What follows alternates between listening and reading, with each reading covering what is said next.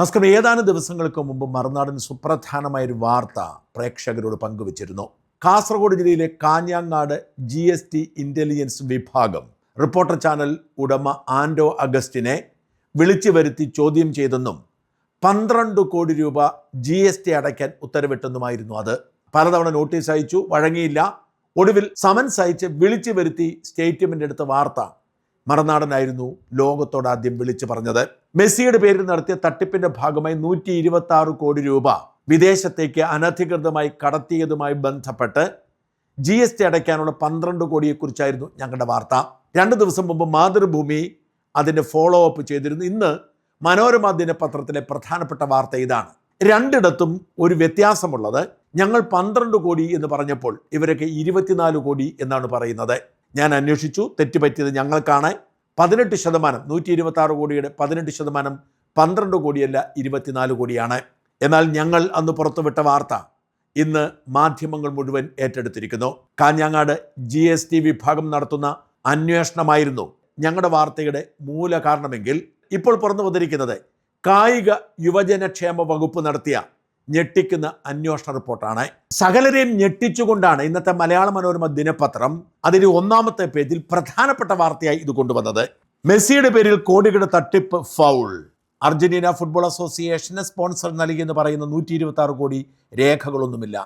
കായിക വകുപ്പ് special secretary അന്വേഷണ റിപ്പോർട്ട് മുഖ്യമന്ത്രിക്ക് കൈമാറി എന്ന് പറഞ്ഞ് പ്രധാനപ്പെട്ട വാർത്തയാണ്. റിപ്പോർട്ടർ ചാനൽ ഉടമകൾ എന്ന് അവകാശപ്പെടുന്ന അനേകം തട്ടിപ്പ് കേസുകളിലെ പ്രതികളായ ആൻഡോയും സഹോദരന്മാരും ചേർന്ന് ഈ നാടിനെ അടപടലം പറ്റിച്ചുകൊണ്ടിരിക്കുന്നതിൻ്റെ ഞെട്ടിക്കുന്ന ഒരു ട്വിസ്റ്റാണിത്. അതായത് 126 കോടി രൂപ അവർ വെട്ടിച്ചിരിക്കുന്നു. അതേക്കുറിച്ച് വ്യക്തമായി മനോരമ അജയ് ബെൻ ഇങ്ങനെ എഴുതുന്നു. കഴിഞ്ഞ സർക്കാരിൻ്റെ കാലത്ത് മെസ്സിയെയും അർജന്റീന ഫുട്ബോൾ ടീമിനെയും കേരളത്തിൽ എത്തിക്കുമെന്ന് പറഞ്ഞ് നടത്തിയ കോടികളുടെ തട്ടിപ്പ് ചട്ടലംഘനം പറഞ്ഞ് കായിക വകുപ്പിന്റെ അന്വേഷണ റിപ്പോർട്ട് അർജന്റീന ഫുട്ബോൾ അസോസിയേഷൻ $1.5 കോടി അതായത് 126 കോടി രൂപ നൽകിയെന്ന സ്പോൺസറായ കമ്പനി ബ്രോഡ്കാസ്റ്റിംഗ് കമ്പനി അവകാശപ്പെടുമ്പോൾ പണം അയച്ചതിനെ പറ്റിയോ ടീം കൈപ്പറ്റിയതിനെ പറ്റിയോ രേഖയുമില്ല. പക്ഷെ ഇതിലൊക്കെ ആശയക്കുഴപ്പമുണ്ട്. അങ്ങനെയൊന്നുമല്ല, പണം അയച്ചിട്ടുണ്ട്. ഇവർ പറയുന്നത് പണം അയച്ചത് രേഖയില്ലെന്നാണ്. കായിക വകുപ്പിൽ രേഖയില്ല. കായിക വകുപ്പിൽ ഇതിനെക്കുറിച്ച് ഒരു രേഖയില്ല. കാരണം കായിക വകുപ്പുമായി ഒരു ബന്ധവുമില്ല. റിപ്പോർട്ടർ ചാനൽ പറയുന്നതനുസരിച്ച് സർക്കാർ ഇടയ്ക്കിടെ ചില ഓർഡറുകൾ ഇറക്കി കൊടുത്ത് സഹായിച്ചു, വഴിവിട്ട് സഹായിച്ചു എന്നല്ലാതെ സർക്കാരിൻ്റെ ഒരു ഡിപ്പാർട്ട്മെന്റിൽ ഒരു രേഖയുമില്ല. റിപ്പോർട്ടർ ചാനലിനെ സാമ്പത്തിക തിരിമറി നടത്താൻ ഇല്ലാത്ത ഒരു കഥയുണ്ടാക്കാൻ സർക്കാർ കൂട്ടുനിൽക്കുകയായിരുന്നു. മെസ്സി അറിഞ്ഞിട്ടില്ല, അർജന്റീൻ ഫുട്ബോൾ അസോസിയേഷൻ അറിഞ്ഞിട്ടില്ല, ഒന്നും അറിഞ്ഞിട്ടില്ല. ഇതൊരു തട്ടിപ്പായിരുന്നു. ഇതിന് പേരിൽ പണം പിരിക്കാനുള്ള തട്ടിപ്പായിരുന്നു. വലിയ സംഭവമാണല്ലോ മെസ്സി വരുന്നു എന്ന് പറഞ്ഞാൽ. കേരളത്തിലെ 3 കോടി ജനങ്ങളെ ഒരുമിച്ച് ഒരിടത്ത് കൊണ്ടുവരുമെന്നാണ് മുതലാളികളോടത്ത് പറഞ്ഞത്. തട്ടിപ്പ് നടത്തുക എന്ന കാര്യത്തിൽ മുതലാളി എക്കാലത്തും വിദഗ്ധനാണ്. അനേകം തട്ടിപ്പുകൾ, തട്ടിപ്പല്ലാതെ നേരെ ചൊവ്വ ഒന്നും നടത്തിയിട്ടില്ല. ഈ തട്ടിപ്പിന് കുടപിടിക്കാനാണ് റിപ്പോർട്ടർ ചാനൽ എന്ന് ചാനൽ വാങ്ങി അതിൻ്റെ മുതലാളിയായി ഞെളിഞ്ഞിരുന്ന് ഈ തട്ടിപ്പുകൾ ശക്തിപ്പെടുത്തിയത്. പണ്ടേ തട്ടിപ്പുകാരനാണ്, നിരവധി തട്ടിപ്പ് നടത്തിയിട്ടുണ്ട്. ആ മാംഗോ ഫോൺ മാത്രമല്ല, മുട്ടിൽ മരമുറി മാത്രമല്ല, അനേകം തട്ടിപ്പ് മാത്രം ചെയ്യൂ. വ്യാജ കമ്പനികൾ ഉണ്ടാക്കി എന്തിടപാടും നടത്തും. അതിന് മുഖം മൂടിയായിട്ടാണ് ചാനൽ കൊണ്ടുവന്നത്. ചാനലില്ലെങ്കിൽ പണ്ടേ ജയിലിലാവും. എന്നിട്ട് ആ തട്ടിപ്പിനാണ് സർക്കാർ കൂടി കൂട്ടുനിന്നത്. ഇതിലെ ഒരു ഉപകഥ മാത്രം കേൾക്കുക. ആ കത്തയച്ചതും സ്പോൺസർ തന്നെ. അർജന്റീന ടീമിനെ കൊണ്ടുവരാൻ തയ്യാറാണെന്നും അത് മുഴുവൻ സാമ്പത്തിക സഹായവും നൽകാമെന്നും അറിയിച്ച് കളമശ്ശേരി ആസ്ഥാനമായ ഗോട്ട് ആർഡ് ഗ്ലോബൽ എന്ന സ്ഥാപനമാണ് 2023 ജൂലൈയിൽ സർക്കാരിന് ആദ്യം കത്തയച്ചത്. കളമശ്ശേരി ആസ്ഥാനമായ കമ്പനി ഗോട്ട് ആർഡ് ഗ്ലോബൽ. ഇതിന് 20 ദിവസം മുൻപ് മാത്രമാണ് ഈ സ്ഥാപനം രജിസ്റ്റർ ചെയ്തതെന്നും 1 ലക്ഷം രൂപ മാത്രമായിരുന്നു അതിന് മൂലധനമെന്നും സെക്രട്ടറി അന്വേഷണത്തിൽ കണ്ടെത്തി. നോക്കിക്കേ, ഈ റിപ്പോർട്ടർ മുതലാളിമാർ വ്യാജ അവരുടെ ചില ബിനാമികൾ ഉപയോഗിച്ച് കമ്പനി രജിസ്റ്റർ ചെയ്യുന്നു, 1 ലക്ഷം രൂപ മുടക്കുന്നു. എന്നിട്ട് മെസ്സിയെ കൊണ്ടിരുന്ന മുഴുവൻ ഞങ്ങൾ ഏറ്റെടുത്തോളാം എന്ന് പറയുന്നു. പിന്നീട് സ്പോൺസറായി എത്തിയ റിപ്പോർട്ടർ ബ്രോഡ്കാസ്റ്റിംഗ് കമ്പനിയുടെ അതേ മേൽവിലാസമാണ് ആദ്യത്തെ സ്ഥാപനത്തിലെന്ന് റിപ്പോർട്ടിലുണ്ട്. ടെൻഡർ ഇല്ലാതെ ഏകപക്ഷീയമായി സ്പോൺസറെ കണ്ടെത്തിയതിലെ വീഴ്ചയും പരാമർശിക്കുന്നുണ്ട്. നോക്കുക, ഇങ്ങനെ തട്ടിപ്പ് കമ്പനികൾ, കടലാസ് കമ്പനികൾ ഉണ്ടാക്കി നിരവധി തട്ടിപ്പുകൾ ഇവർ നടത്തുന്നുണ്ട്. ഈ ചാനലിൽ വരുന്ന പല പരസ്യങ്ങളും കൊച്ചമ്മണി, വല്യമ്മണി എന്നൊക്കെ പറഞ്ഞു വരുന്ന പല പരസ്യങ്ങളും ഇവരുടെ ബിനാമി ഇടപാടുകളാണ്. സാമ്പത്തിക തിരിമറിയും തട്ടിപ്പും വ്യാപകമായി നടത്താൻ വേണ്ടി അവർ ചാനൽ ഏറ്റെടുത്തിരിക്കുന്നു. അവർക്ക് ഭീഷണിയാകുന്നവർക്കെതിരെ കേസ് കൊടുക്കും, വ്യാജ വാർത്ത കൊടുക്കും. ഇതിനെല്ലാം കുടപിടിക്കാൻ ഡോക്ടർ അരുൺകുമാർ എന്ന പുരോഗമനവാദി, ഇവർ ഈ ഒരു തട്ടിപ്പിന് വേണ്ടി തുടങ്ങിയതാണ് ഈ സ്ഥാപനം എന്ന് റിപ്പോർട്ടിൽ പറയുന്നു. കോടികളുടെ തട്ടിപ്പ് നടത്തിയിരിക്കുന്നു. നമ്മൾ ഇതിനു മുമ്പ് പലതും കേട്ടിട്ടുണ്ട് ഇവർ നടത്തുന്ന തട്ടിപ്പുകളെ കുറിച്ച്. പക്ഷെ ഒടുവിൽ ഇവർ സർക്കാരിന്റെ മുമ്പിൽ വെച്ചുകൊണ്ട്, ഒരു സർക്കാരിനെ തന്നെ പറ്റിച്ചുകൊണ്ട് മെസ്സിയെ കൊണ്ടുവരുമെന്ന് പറഞ്ഞ് വലിയൊരു തട്ടിപ്പ് സ്പോൺസേഴ്സിനെ കൊണ്ടുവന്ന് പണം അടിച്ചു മാറ്റുക എന്ന ലക്ഷ്യമല്ലാതെ മെസ്സി അറിഞ്ഞിട്ടില്ല.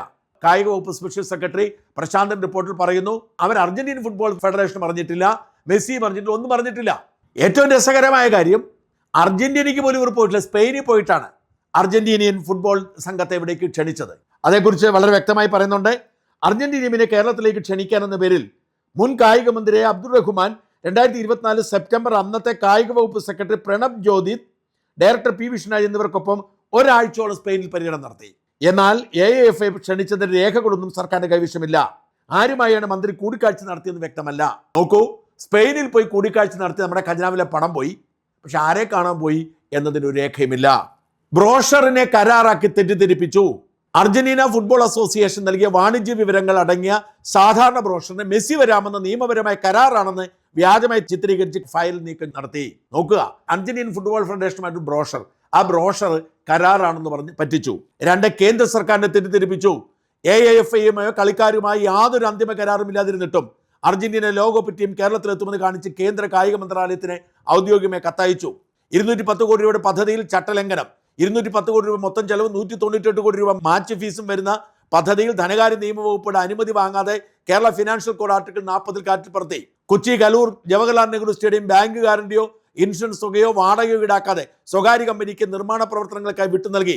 ഇതിലൂടെ 5 കോടിയിലധികം രൂപ സാമ്പത്തിക ഇളവ് നിയമവിരുദ്ധമായി നൽകി. ടൂർ പ്രോഡ് എൻഡർ എന്ന വിദേശ ഇടനില ഏജൻസി വഴി $15 മില്യൺ, ഏകദേശം 130 കോടി രൂപ വിദേശത്തേക്ക് അയച്ചത് ഫെമ നിയമലംഘനമാണ്. ഇതൊക്കെ കൃത്യമായി റിപ്പോർട്ടിൽ പറഞ്ഞിരിക്കുകയാണ്. ചുരുക്കി പറഞ്ഞ, കഴിഞ്ഞ കുറേ കാലമായി പിണറായിയുടെ തണലിൽ ഈ നാട്ടുകാരെ പറ്റിച്ച് സർക്കാരിനെ പറ്റിച്ച് കഴിയുന്ന റിപ്പോർട്ടർ ചാനൽ വ്യാജ വാർത്തയും തട്ടിപ്പുമായിരുന്നു ഇവരുടെ പരിപാടി. ഒടുവിൽ അവർക്ക് പൂട്ട് വീഴുന്ന സാഹചര്യം രൂപപ്പെട്ടു. മെസ്സിയുടെ പേരിൽ നടത്തിയ തട്ടിപ്പിന്റെ പേരിൽ വലിയ ഉത്തരവാദിത്വം ഇവർ ഏറ്റെടുക്കേണ്ടി വരും. ഫെമ നിയമലംഘനമുണ്ട്. 126 കോടി രൂപ അമേരിക്കയിലേക്ക് കടത്തി സർക്കാരിനെ പറ്റിച്ച്. അത് ഫെമ നിയമലംഘനമാണ്. GST ആണ് ഞാൻ പറഞ്ഞ 24 കോടി അടയ്ക്കാനുള്ളത്. ഇതിന്റെ പേരിൽ വേറെ കേസുണ്ട്. ഇൻകം ടാക്സുകാർ കേസെടുക്കാം, വിജിലൻസിന് കേസെടുക്കാം. സർക്കാരിനെ പറ്റിച്ചു. സമസ്ത ഏജൻസികൾക്കും ഇവർക്കെതിരെ കേസെടുക്കാവുന്ന സാഹചര്യമുണ്ട്. ഇതിനുള്ള നടപടിക്രമങ്ങളുമായി മുമ്പോട്ട് പോകുന്നു. സർക്കാർ ശക്തമായ നടപടികൾ എടുക്കുമെന്നാണ് റിപ്പോർട്ട്. മുഖ്യമന്ത്രി ഓഫീസ് തന്നെയാണ് റിപ്പോർട്ട് പുറത്തുവിട്ടിരിക്കുന്നത്. ഇതിന് അപ്പുറത്തേക്ക് കോടികളുടെ തട്ടിപ്പ് നടത്തി ബിസിനസ് സാമ്രാജ്യം കെട്ടിപ്പടുത്ത് ഈ നാട്ടിലെ സൗര്യജീവിതം കെടുത്തി മര്യാദയ്ക്ക് ജീവിക്കുന്ന മനുഷ്യരെ കുറിച്ച് വ്യാജ വാർത്ത കൊടുത്ത് ഇവർ തട്ടിപ്പുമായി മുമ്പോട്ട് പോകുന്നതിന് അറുതി വരികയാണ്. ഇവർക്കെതിരെ നടപടിയുണ്ടാവും. മുതലാളിമാർ ജയിലിൽ പോകുന്ന സാഹചര്യമുണ്ടാകും. ജയിലിൽ പോക്കുന്നതും അവർക്ക് പുത്തരിയല്ല. മുട്ടിൽ മരമുറി കേസിൽ അവർ ജയിലിൽ പോയിട്ടുണ്ട്. ബാങ്കുകളെ കബളിപ്പിച്ച പേരിൽ ജയിലിൽ പോയിട്ടുണ്ട്. നിരവധി തട്ടിപ്പ് നടത്തി പലതിലും അവർ ജയിലിൽ പോകും. ഇതിന്റെ കൂട്ടത്തിൽ സർക്കാർ അടപടലം പൂട്ടുകയാണ്.